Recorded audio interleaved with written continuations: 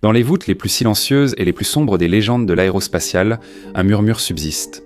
Une ombre fugace d'un avion qui aurait pu être l'un des appareils les plus incroyables jamais créés. Présumé être appelé le Strategic Reconnaissance 91 et surnommé Aurora par ceux qui croient en son existence, cette création mystérieuse aurait tout aussi bien pu être un véritable avion qu'un simple mythe. Ceux qui l'auraient le commandé au gouvernement américain n'ont rien dit. Lockheed Martin affirme qu'il n'a jamais existé, tandis que d'autres le considèrent comme le projet noir le plus secret et incroyable de l'histoire américaine. Alors aujourd'hui, Mega Project, nous allons tenter de percer le brouillard et de découvrir ce qu'était réellement l'Aurora. Peut-être une légende, peut-être un canular, ou peut-être un chef-d'œuvre traversant nos cieux sans laisser de traces.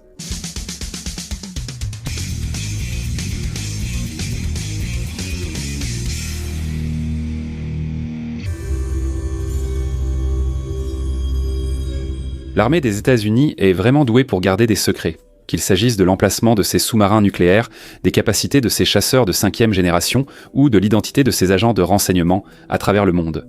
Certains secrets, les projets noirs circulaires, sont mieux gardés que tous les autres par le Pentagone.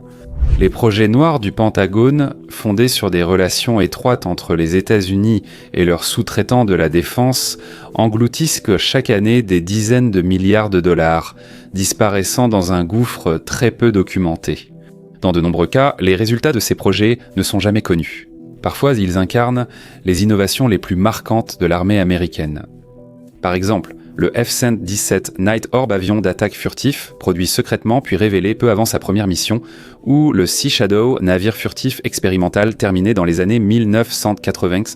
Dans l'ensemble, ce ne sont pas des projets qui deviennent connus du public avant que le Pentagone ne soit prêt à les révéler.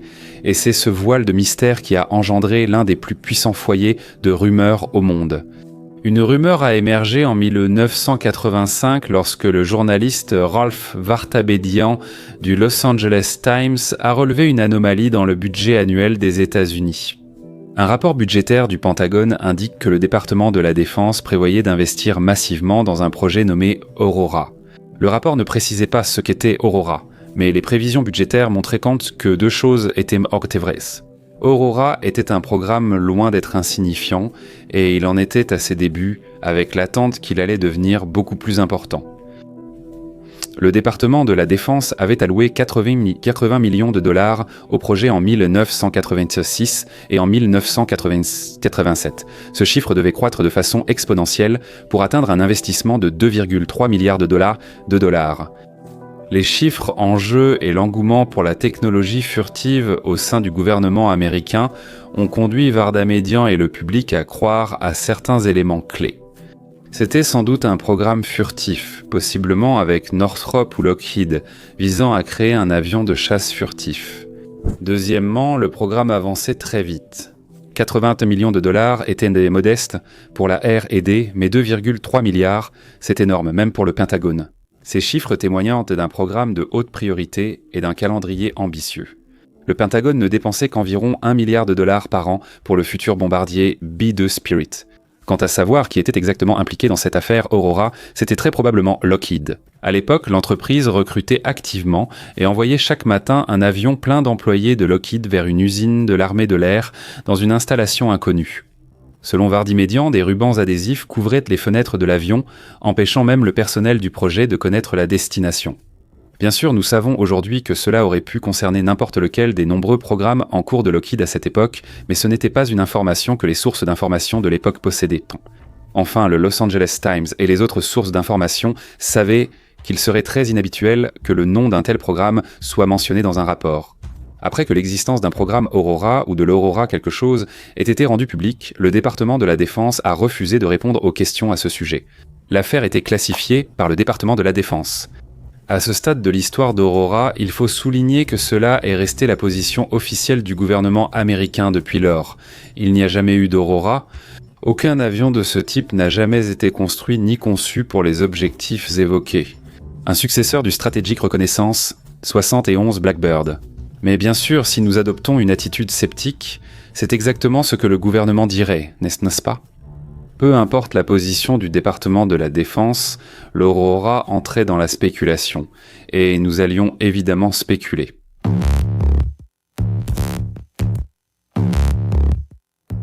Après que les analystes de la défense et les internautes ont évoqué l'existence possible d'un avion Aurora, la question suivante s'est posée. Qu'est-ce que c'est ?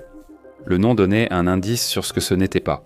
Les avions de chasse des États-Unis, avant et après que l'Aurora ait été rendu public, utilisaient généralement des noms d'animaux qui ne sont pas forcément des prédateurs, mais qui peuvent se montrer très agressifs lorsqu'ils en ont besoin. Voyez le F-14 Tomcat, le F-15 Eagle, le F-16 Viper, le F-A-18 Hornet et le F-22 Raptor. Ignorez le F-35 Lightning II, il rend hommage au P-38 Lightning de la Seconde Guerre mondiale. Un autre indice était que le budget Aurora était évoqué juste après le Tactical Reconnaissance, une série de U-2 conçue pour la reconnaissance tactique. En combinant ces deux éléments d'information, il était possible de comprendre que l'Aurora n'était pas un chasseur, mais peut-être plutôt un avion de reconnaissance. La question suivante était pourquoi cela coûterait si cher. Ceux qui ont étudié le projet avaient aussi des idées à ce sujet. L'une des principales raisons était que l'avion succédait au Strategic Reconnaissance, 71 prenant un rôle bientôt vacant. Mais évidemment, ce nouvel avion, avec quelques décennies de développement, serait meilleur d'une certaine manière que le Strategic Reconnaissance 71 ne l'avait été. On s'attendait à ce que ces améliorations concernent 3 domaines principaux, la vitesse, l'altitude et la furtivité. On pensait que les États-Unis pouvaient créer un avion hypersonique, capable de voler à 5 fois la vitesse du son ou plus. Ceux-ci utiliseraient dans l'entité des statoréacteurs ou des superstatoréacteurs, des moteurs à réaction aspirant l'air qui permettent de voyager à des vitesses incroyables, et on pensait que les États-Unis étaient soit sur le point de les développer, soit qu'ils les avaient déjà dans leur arsenal. Nous savons désormais que l'États-Unis Air Force, la National Aeronautics and Space Administration et des entreprises privées étudiaient des avions pouvant atteindre Mach 5 juste avant 1985. 1985, l'année de la première apparition d'Aura. Non seulement cela, mais des travaux étaient déjà bien avancés sur les types de structures qui permettraient à un tel avion de survivre à la chaleur intense générée par le vol hypersonique. Bien sûr, avec la capacité de voyager à une vitesse folle, viendrait la technologie furtive, qui semblait de plus en plus être la pierre angulaire de pratiquement tout ce sur quoi le département de la Défense travaillait. Il aurait aussi la capacité de voyager à haute altitude. Quant à la forme de l'appareil, tant les conjectures que les témoignages dont nous allons parler dans un instant suggèrent tous que l'avion Aurora aurait eu une forme en coin, avec de petites ailes delta serrées contre le fuselage principal de l'appareil. Cela permettrait à l'appareil de voler avec moins de problèmes de surchauffe. On pensait que l'appareil était piloté et non armé, mais il était logique qu'un avion espion transporte caméras, capteurs et équipements de renseignement. Il aurait eu 2 pilotes, une liaison de données en temps réel pour la reconnaissance, et aurait pu atteindre rapidement la plupart des lieux dans le monde sans difficulté. À une vitesse comprise entre Mach 5 et Mach 6, volant à des dizaines de kilomètres au-dessus du sol, il aurait été bien hors de portée de toute technologie de missiles actuelle.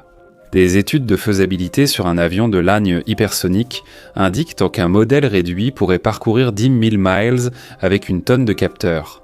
Wolfgang Demisch estime qu'un tel programme aurait permis de produire environ 30 appareils, tandis que Lawrence Harris évoque un premier vol vers 1989 et une mise en service dès 1995. L'analyse de Harris a extrapolé un coût total allant de 4,4 milliards de dollars à 8 milliards de dollars pour le développement et jusqu'à 24 milliards de dollars supplémentaires pour la production effective de la flotte.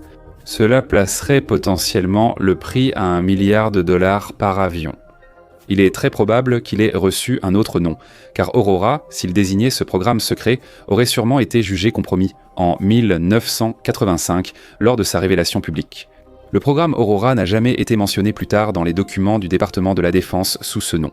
Même si cela n'est pas surprenant, toutes les allocations budgétaires après 1987 sont restées cachées au public.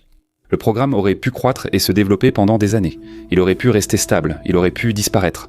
Nous n'en savons tout simplement rien. Quoi qu'il en soit, le ministère de la Défense ne dirait rien. Et pendant un certain temps, il semblait que cela pourrait être la fin de cette étrange petite anomalie. Mais ensuite, la manière les signalements ont commencé. L'une des premières et plus crédibles observations d'un aéronef lié à la légende Aurora date de 1989, quand Chris Gibson, sur la plateforme pétrolière Galveston Key, en mer du Nord, à l'est de la Grande-Bretagne, a aperçu quelque chose d'inhabituel. Si vous êtes le département de la Défense et que vous faites voler un avion ultra secret, Chris Gibson était vraiment la dernière personne à qui vous vouliez être repéré. Il avait passé 12 ans au Royal Observer Corps, organisation britannique chargée de repérer et suivre les aéronefs, et il excellait à reconnaître les avions qu'il observait. Selon Gibson, il a vu dans le ciel un engin inconnu en forme de triangle isocèle. C'est un triangle avec 2 côtés égaux et un troisième plus court, semblable à un équilatéral étiré par une pointe. L'appareil non identifié semblait se ravitailler auprès d'un KC-135 Stratotanker de Boeing, escorté par 2 chasseurs bombardiers F-111 Aardvark. Pendant plusieurs minutes, le groupe d'appareils est resté dans une partie du ciel que Gibson pouvait voir avant de finalement disparaître de son champ de vision. Gibson a esquissé la scène, mais ne l'a rendue publique qu'en 1992 en présentant son récit à Jane's Defense Weekly. À cette époque, les observations d'un appareil non identifié au-dessus des îles britanniques étaient bien plus fréquentes. La majorité des incidents signalés se sont produits en Écosse et en Angleterre, des rumeurs évoquant une activité depuis la base Royal Air Force de Macra-Anish sur la péninsule de Quintar en Écosse. Les habitants ont rapporté avoir vu non seulement un appareil correspondant à la description visuelle de l'aurora, mais aussi entendu de fortes détonations soniques et d'autres bruits. Le gouvernement britannique enquêtait sur le rapport, donnant l'impression d'ignorer la situation. Selon Tom King, secrétaire britannique à la Défense en 1992, le ministère n'a aucune connaissance d'un tel programme secret, même si cela ne surprendrait pas les responsables de l'armée de l'air et du renseignement s'il existait. Chris Kitson n'était pas le seul à penser avoir vu l'aurora dans le ciel. Le groupe Captain Tom Hills de la Royal Air Force a signalé qu'à l'automne 1993, un avion étrange a survolé sa maison près de la base États-Unis Air Force de Mildenhall, Suffolk. Selon Hills, il y avait un avion au bruit très étrange au-dessus de nos têtes. Le bruit du moteur était pulsé, très différent de tout ce que j'avais entendu. Hills n'a pas vu l'avion, mais il a aperçu des lumières disparaître vers la base de Mildenhall.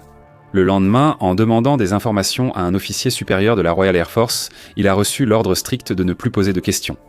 Bien que cet avion secret aurait été en Grande-Bretagne, certains indices pour ce pays suggèrent sans que quelque chose a pu mal tourner.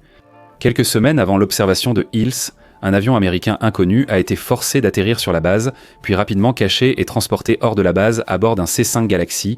Un an plus tard, un crash mystérieux sur la base Royal Air Force de Boscombe Down, spécialisée dans les tests d'avions secrets, a provoqué une intervention massive des militaires américains et du Special Air Service britannique, puis la fermeture rapide de la base. Depuis lors, des rapports ont indiqué que le crash était dû à un dysfonctionnement d'un leurre de missile tracté, mais même si l'on accepte cette explication, cela a certainement alimenté les spéculations autour d'Aurora à l'époque. The Independent et d'autres sources ont rapporté qu'un avion espion américain hypersonique top secret s'est écrasé selon Air Forces Monthly. The Independent a également fait référence à des bangs supersoniques inexpliqués au-dessus des Pays-Bas en 1992 et à des transmissions radio interceptées provenant d'un avion descendant de 65 000 pieds, des altitudes qui, à l'époque, n'étaient atteintes par aucun appareil autre que l'avion U-2 ou la navette spatiale. Ensuite, il y a les observations qui ont été rapportées aux États-Unis, à commencer par une série de bangs supersoniques inhabituels dans le sud de la Californie, dont le profil suggérait un petit appareil sans équivalent connu. Des analyses ultérieures ont estimé sa vitesse entre Mach 4 et 5,2 à environ 90 000 pieds d'altitude. En 1990, Aviation Week and Space Technology a rapporté qu'un avion à haute altitude traversait rapidement le ciel nocturne des États-Unis, visible comme une lumière brillante et pulsante. En 1992, un observateur texan a vu des traînées de condensation baigner sur une corde, liées à un grondement profond qui faisait vibrer sa maison. De plus, notre observateur Stephen Douglas rapporte avoir intercepté des transmissions radio où 2 avions utilisaient les indicatifs Dark Star Novembre et Dark Star Mike. Des indicatifs qui n'avaient pas de sens, étant donné que les avions connus pour utiliser le nom de code Dark Star n'auraient pas produit ces phénomènes aériens spécifiques. En 1992, des observateurs près de la base aérienne de Beale, base du Strategic Reconnaissance 71, ont signalé un avion triangulaire ressemblant à l'Aurora. Chuck Clark, passionné de la zone 51, affirme avoir filmé l'Aurora décollant de Groom Lake et garde la cassette sous clé. Compte tenu de la multitude de déclarations et de témoignages de témoins, les analystes qui ont suivi la légende de l'Aurora pendant des années pensaient que l'appareil aurait été testé dans le sud-ouest des États-Unis et peut-être aussi en Écosse, mais qu'il aurait très bien pu assumer un rôle opérationnel, ce qui expliquerait les cas où il serait apparu un peu partout dans le monde. À la mi-1992, l'analyste Bill Sweetman était suffisamment confiant pour suggérer que, quel que soit le programme responsable d'une vague de bangs supersoniques attribuée à l'Aurora, il ne s'agissait pas seulement d'un prototype. Au contraire, il partait en mission dans le monde sans que l'on sache ce qu'il faisait. Et lorsqu'il opérait à proximité des pays alliés, les dirigeants de ces gouvernements nationaux ne semblaient pas savoir ce qui se passait. Cependant, en 1994, un livre de Ben Rich, ancien directeur de Lockheed Skunk Works, à l'origine du Strategic Reconnaissance 71 et d'autres projets secrets américains majeurs, a cherché à mettre fin aux spéculations sur l'Aurora. Comme l'a dit Ben Rich, bien que peu de médias me croient, il n'y a pas de nom de code pour l'avion hypersonique car il n'existe pas. Selon lui, Aurora était un nom de code budgétaire pour le projet devenu le bombardier B-2 Spirit apparu par erreur dans le rapport budgétaire. Bien sûr, la crédibilité que vous accordez à cette idée ne dépend que de vous. Ben Rich, probablement la personne la mieux informée hors Pentagone sur Aurora, avait quitté Lockheed Martin lors de la parution de son livre. D'un autre côté, il était aussi un civil profondément impliqué dans l'enchevêtrement de secrets du département de la Défense, et la question de savoir si son affirmation est crédible a elle-même fait l'objet de débats.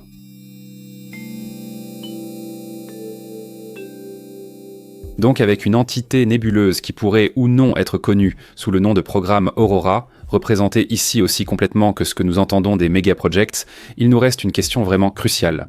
Le programme Aurora a-t-il jamais existé ? Dans notre réponse, nous allons nous référer à Alex Hollings. Écrivant pour le National Interest en octobre 2023, Hollings a déclaré « Après avoir épluché les reportages médiatiques historiques, les documents déclassifiés, les témoignages oculaires et plus de messages sur les forums qu'on ne pourrait en photographier depuis l'U2, il semble extrêmement improbable que les États-Unis aient jamais eu une flotte opérationnelle d'avions hypersoniques secrets. Mais cela ne signifie pas qu'un tel appareil n'a jamais quitté les hangars de la zone 51. » Maintenant, nous allons prendre M. Hollings au mot concernant tous ces messages sur les forums, mais nous sommes d'accord pour dire que même si un programme Aurora ou un programme similaire a effectivement volé, même si le produit final capable de voler a survolé à un moment donné la Grande-Bretagne et d'autres alliés des États-Unis en Europe, il est probable qu'une flotte de production composée de plusieurs dizaines d'appareils n'a jamais été construite. Avec un coût par avion incroyable, il aurait été difficile pour le gouvernement américain de cacher un achat d'une telle ampleur. Bien que le taux d'incidents liés aux observations ne soit pas faible, il reste trop bas pour indiquer de nombreux appareils en activité continue. De plus, il est dur de garder un si grand secret aussi longtemps. Entre le personnel du programme, les employés actuels et anciens de Skunk Works, les pilotes, les équipes de maintenance, les membres de l'armée étrangère qui ont vu l'appareil sur des bases aériennes étrangères et bien d'autres, il est plus probable que tous ces gens auraient laissé filtrer quelque chose. Mais cette probabilité diminue considérablement si l'on parle des cercles qui seraient au courant dans le cas où un prototype ou un petit nombre de 4 à 6 appareils auraient finalement été produits. Cela dit, les témoignages évoqués ici, issus de sources apparemment crédibles, présentent assez de similitudes pour laisser penser qu'il y avait quelque chose dans le ciel, causant d'étranges bangs supersoniques et sont pulsés au début et au milieu des années 1990. Certaines des preuves les plus convaincantes concernant l'Aurora, notamment les profils des bangs supersoniques qu'elle aurait produits, suggèrent donc qu'un avion correspondant à la description et aux capacités de l'Aurora aurait très bien pu voler dans les parages. Il aurait aussi été stratégiquement utile d'avoir un remplaçant pour le Strategic Reconnaissance 71. Avec un avion pouvant parcourir une telle distance si vite, même quelques prototypes ou une petite flotte auraient eu un impact majeur. Garder peu d'appareils aurait permis de limiter les coûts, de garder le programme secret et de réduire les risques de crash, de panne ou d'exposition au public ou aux adversaires des États-Unis. Il faut aussi mentionner la raison du département de la Défense pour arrêter le programme Strategic Reconnaissance 71, ce qui expliquerait l'existence de l'Aurora. Le département de la Défense jugeait les coûts d'exploitation et de maintenance du Strategic Reconnaissance 71 trop élevés pour continuer son utilisation. Un autre point clé était que les satellites permettaient une surveillance mondiale plus efficace et bien moins coûteuse que les avions pilotés comme le Blackbird. Mais cette affirmation a également été critiquée de nombreux analystes avant et après l'annulation du programme, soulignant tous que la valeur en matière de renseignement d'un avion de reconnaissance à grande vitesse et fortement doté en personnel dépasse ce que les satellites peuvent offrir. Ils volaient plus bas et peuvent atteindre une cible aussi vite. Ensuite, voire plus vite. Ils se déplacent avec moins de risques d'être suivis et sont plus faciles à déployer rapidement en cas de crise. Les satellites suffisent généralement. Mais lorsque les tensions géopolitiques deviennent vraiment sérieuses, vous allez vouloir avoir une Aurora sous la main. Enfin, nous revenons à Skunkworks, où un indice suggère que la technologie des avions hypersoniques a progressé bien au-delà de ce qu'elle aurait pu atteindre à l'époque de l'Aurora. L'indice est le Strategic Reconnaissance 72, un avion hypersonique sans pilote proposé par Lockheed Martin au gouvernement américain en 2013. Selon Lockheed Martin, en 2018, un prototype du Strategic Reconnaissance 72 devait voler d'ici 2025. Et récemment, Lockheed Martin s'est montré de plus en plus enclin à laisser entendre qu'un engin hypersonique existe bel et bien, et a peut-être déjà été livré à l'États-Unis Air Force. Nous évoquons le Strategic Reconnaissance 72, non pas parce que nous pensons qu'il s'agit de l'Aurora. En fait, nous soutiendrions que ce n'est absolument pas le cas. Nous en parlons justement car, si c'est réel, ce serait une avancée majeure sur toutes les technologies du Blackbird ou d'autres appareils connus du gouvernement américain.